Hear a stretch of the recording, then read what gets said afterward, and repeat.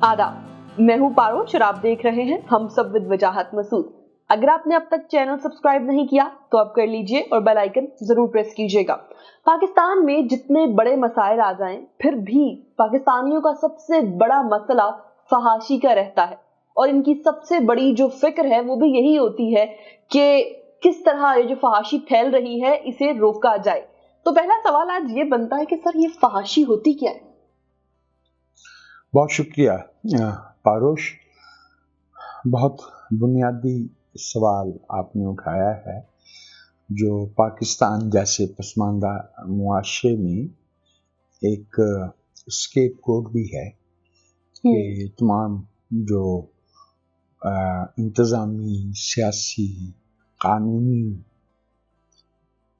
मुआशी खराबियां हैं उनका इल्ज़ाम जो है वो फहाशी पे धर दिया जाए। फहाशी अरबी ज़ुबान का लफ्ज़ है। अच्छा।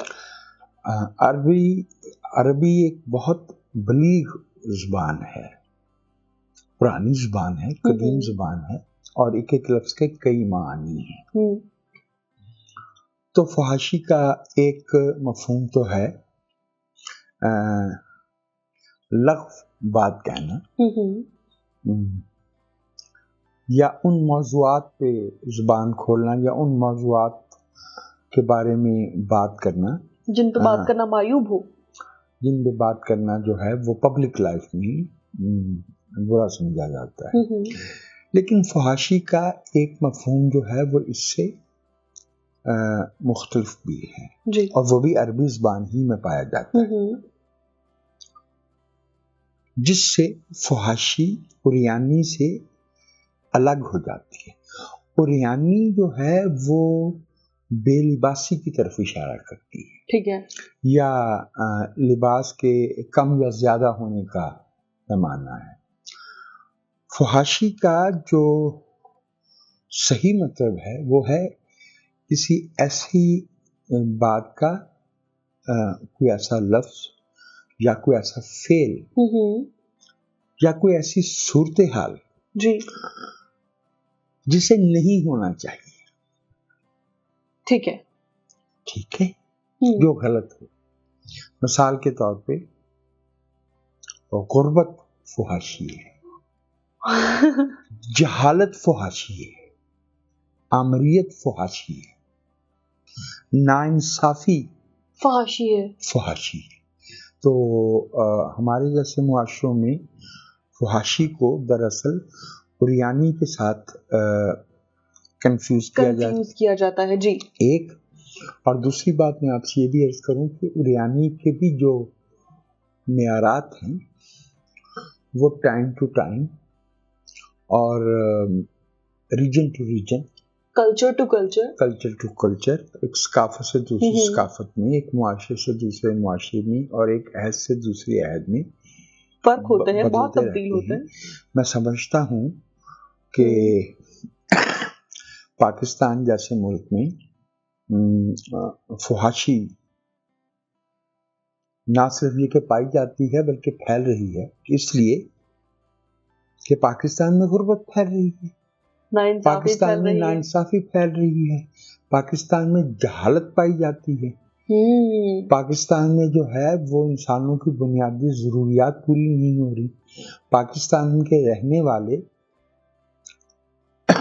अपने अहद के जो बाकी इंसान हैं उनसे तरक्की की दौड़ में, जहानत में, इल्म में पीछे रह गए हैं। ये है असल फहाशी। वरना जो एक सहल पसंद ज़हन है, जो कि लेजी माइंड है, उसका किस्सा ये है कि वो हर नई चीज को फहाशी से मंसूब कर देता है। मसलन 100 बरस पहले रेडियो आया जी तो उस जमाने के किताबें, अखबारात उठा के देखें कि जी वो रेडियो से जो है ना बहुत फहाशी फैल रही है। टेलीविजन आ गया, VCR आ गया, फहाशी रंगीन हो गई, इंटरनेट आ गया, जी फहाशी रंगीन हो गई। उनका ज़हन जो है वो फहश का एक महदूद معنی لیتا ہے جو کہ حقیقی فحاشی نہیں ہے. حقیقی فحاشی وہی ہے جو میں نے آپ سے عرض کی، اور میں آپ کو اس میں ایک اور بات عرض کروں. ایک پیمانہ جو اساتذہ نے بتایا ہے جی وہ یہ ہے کہ فحاشی کے، جیسے کہ میں نے کہا کہ فحاشی کے ہونے کا ثبوت یہ ہے کہ معاشرے میں عدم تحفظ پایا جائے، جی لا قانونیت پائی جائے، آمریت پائی جائے، جہالت پائی جائے اور غربت پائی جائے، اور انسانوں کو اپنے ہونے پہ شرمساری ہو یا بے بسی محسوس ہو. ٹھیک ہے، تو اس لحاظ سے اگر دیکھا جائے تو جن معاشروں کے بارے میں ہمارے ہاں ایک غلط تصور پایا جاتا ہے کہ وہاں بہت فحاشی پائی جاتی ہے، آپ دیکھ لیجئے کہ وہ علم میں کہاں ہیں، وہ بندوبست میں کہاں ہیں، وہ انصاف میں کہاں ہیں، انصاف میں کہاں ہیں، وہ تحفظ میں کہاں ہیں، تحفظ میں کہاں ہیں. سو یہ جو ایک عام تصور ہے کہ ہمارے ملک میں فحاشی پھیل رہی ہے، جب کوئی قدرتی آفت آتی ہے تو اس کو فحاشی سے جوڑ دیا جاتا ہے، اور یہ اس پہ بھی اتنی معمولی بات پہ غور نہیں کیا جاتا ہے کہ قدرتی آفت میں متاثر ہونے والے تو غریب غربا ہوتے ہیں، اور جسے یہ فحاشی سمجھتے ہیں، میں اس کو بھی فحاشی نہیں کہہ رہا بھائی، وہ تو بڑی مہنگی چیز ہے، اسے تو ایک خاص مراعات یافتہ طبقہ ہی افورڈ کرتا ہے.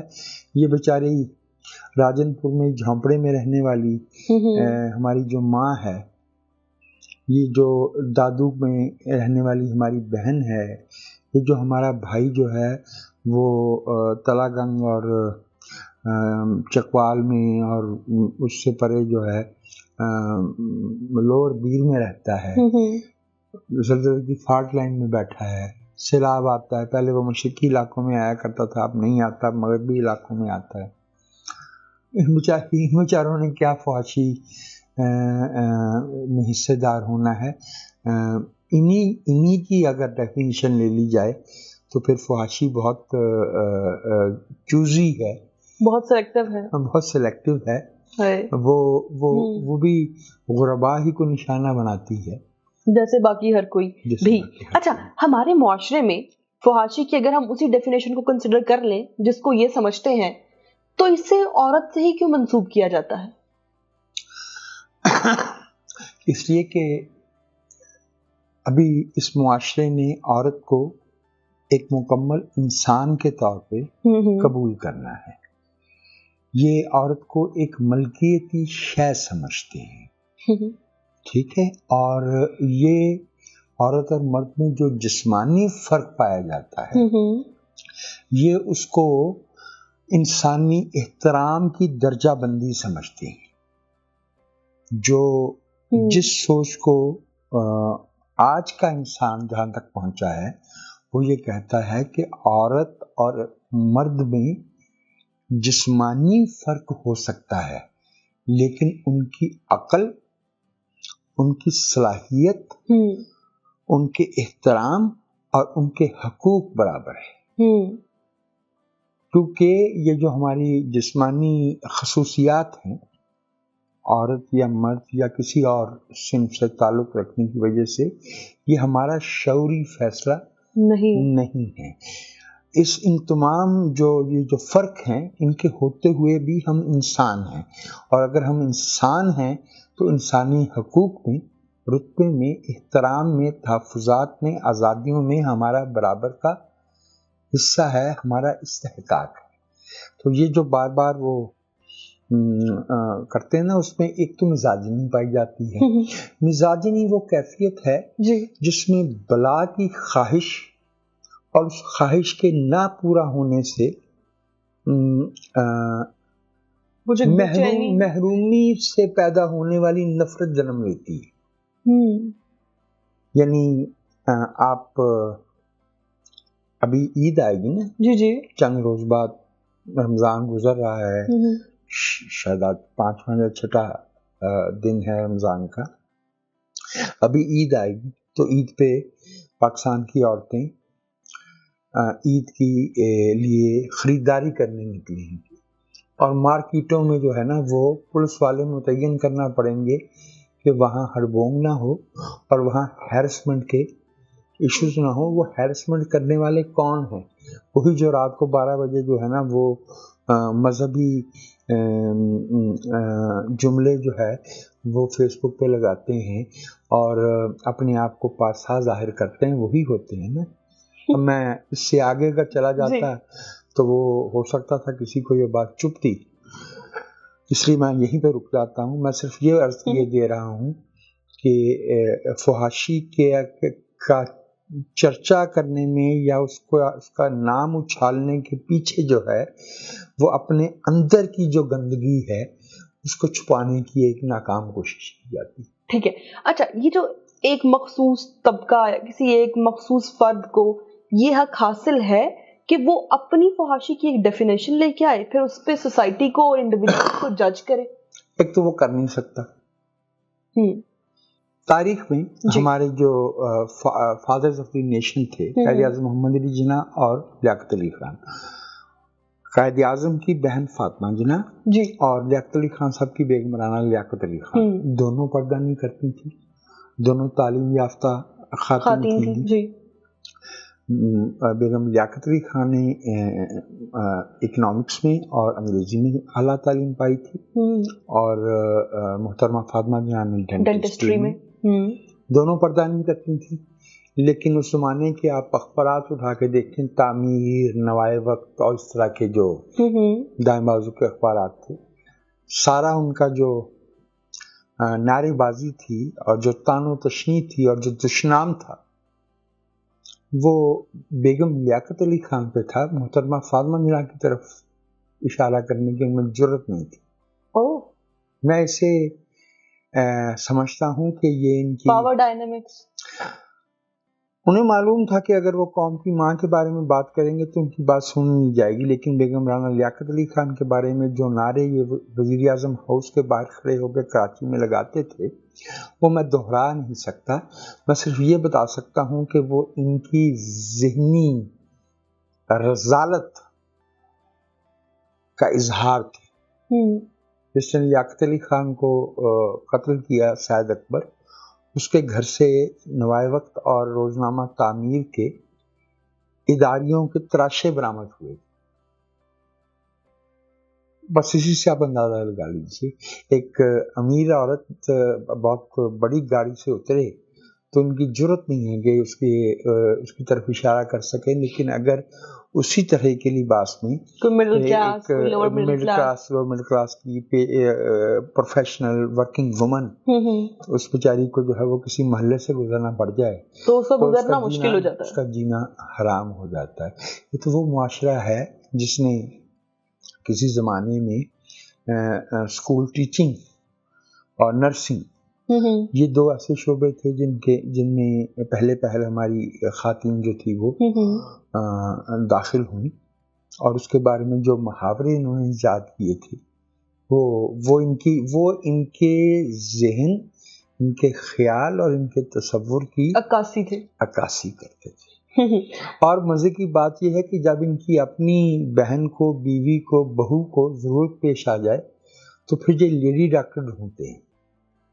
یس، اپنی والی کو بننے نہیں دینا، پڑھنے نہیں دینا، لیکن بعد میں obviously ڈھونڈ رہے ہوتے ہیں۔ اچھا، اب اگر ہم سولوشن کی طرف جائیں تو ہمارے جو دماغ ہے، ہمارا جو خیال ہے، ہماری جو سوچ ہے، اس میں سے فحاشی کے مسئلے کو کیسے نکالا جائے؟ میں سمجھتا ہوں کہ اس کے لیے ضروری ہے کہ ہمیں حقیقی فحاشی کو حل کرنا چاہیے۔ حقیقی فحاشی میں نے جیسے عرض کیا کیا ہے، ناانصافی ہے، غربت ہے، آمریت ہے، جہالت ہے۔ اس کو دور کیا جائے تاکہ تمام انسان جو ہے وہ اپنے پیداواری اور تخلیقی جو ان کی سرگرمیاں ہیں ان میں شریک ہوں اور اس بے معنی بحث سے باہر نکلیں۔ میرے بچپن تک ایک پڑھی لکھی خاتون جو تھی ان کا لباس ساڑی تھا۔ اب میری بہن ہے زینب ڈار، ہمارے بہت عزیز دوست عثمان काजी साहब की अहलिया, उनका बच्चा कोई 15-16 बरस का है, क्लासरूम में पढ़ा रही थी तो एक साहबजादे तालिब इल्म खड़े हो गए और उन्होंने कहा कि मिस आपका लिबास गैर शरई है। उन्होंने साड़ी बांध रखी थी, तो वो बात मुझ तक भी पहुंची। तो मैंने कहा कि उनसे पूछ लिया होता कि बेटा 1848 तक ये सिलाई मशीन जिस की मदद से आप आसानी से कपड़े सी लेते हैं और ये आपके बुटीक चलते हैं और ये आपने उस पर ब्रांड बना रखे हैं, ये सफ़ी नाज है, ये जे डॉट है, ये MJT डॉट है, पता नहीं क्या क्या है। बेटा जी 1848 से पहले एक आम आदमी जो है वो अनसिला कपड़ा ही ओढ़ता था सतर ढांपने के लिए। और सतर के भी बारे में मैंने आपसे अर्ज किया कि वो मुख्तलिफ जो मौसम हैं, जो खित्ते हैं, जो रवायात हैं, उनके मुख्तलिफ स्टैंडर्ड्स हैं, उसकी तफसील में गए तो फिर ये इनको एतराज़ होगा। लेकिन ये मैं आपसे अर्ज किए दूँ कि इंसानी जिस्म का कोई हिस्सा जो है वो गैर ज़रूरी नहीं है, और उसका नज़र आना या ना आना, जिसे हम अंग्रेज़ी में कहते हैं ना a few inches of skin, ये बेमानी है, इस पर तवज्जो देना। लेकिन ये हमारी ये ज़ाहिर करती है कि हमारा जो कासा सर है, जो हमारा खोपड़ा है, जो हमारी खोपड़ी है, वो खाली है, और खाली जगह शैतान का घर होती है। जी, आज के एपिसोड से इतना ही। अपना ख्याल रखें।